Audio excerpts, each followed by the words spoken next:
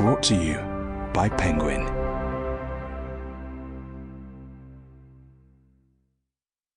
The Britannias, written and read by me, Alice Albinia.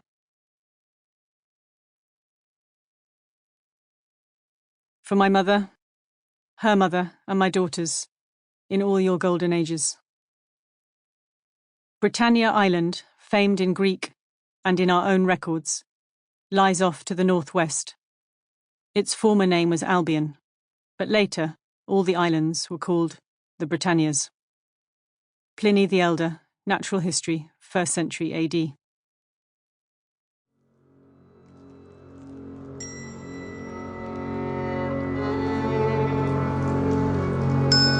Introduction. Here are some voyage tales. Imrava, or Ectre, as they were called in medieval Ireland. Here are some stories of what living in, on, or within sight of islands does to the mind.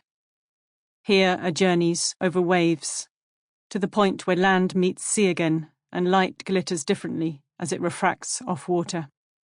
Here are meanders along the margins of misladen texts, as fingers trail damp stone. Here is a quest under the moon, between the branches, into the dim antechambers of British history.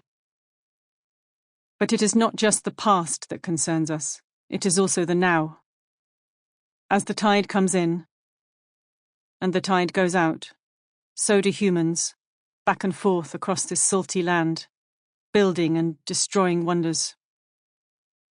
Here, then, are fishermen, nuns, entrepreneurs and musicians, some avowedly local, some far-flung, making their lives and their livings in these water-bound places.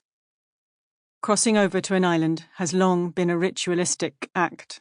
Even now it is a statement of intent, occasionally of actively hostile difference. I first set foot on an island for this book with my baby. She is now just turning 10. During the course of her first decade, I walked across Anglesey, up and down Iona, north along the coast to Lindisfarne, high up into the hills of Harris. I lived in Orkney, working as a firefighter, a teacher, a school cook, serving soup every Wednesday to that same sweet daughter. I slept on islands off islands under the stars, head tilted down against the rain, face tilted up to the sun. I rode into Thanet on a horse-drawn cart, into Shetland on a fishing trawler, through the Hebrides under sail, into Westminster on my bike at dawn. I grew up in this country, yet none of these journeys and their discoveries were what I expected of Britain. An island is a place apart, abundant oasis or site of deprivation, for blessed refuge or forced exile, protected and exposed.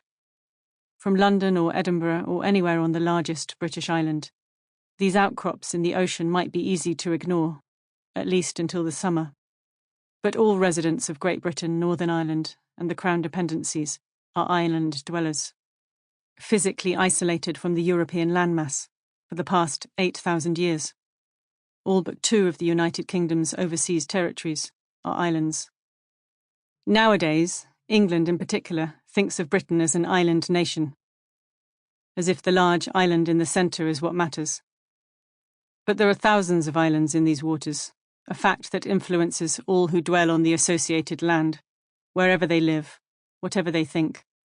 Islandness has shaped the politics, economy, artistic sensibility, and military arrangements of the overlapping political, geographic entities which make up these nations and their sense of themselves in the world.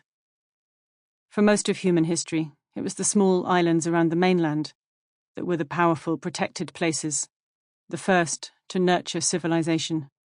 It was their innovations which spread inward to cultivate the now dominant centre. Island geography is the pivot upon which these histories turn.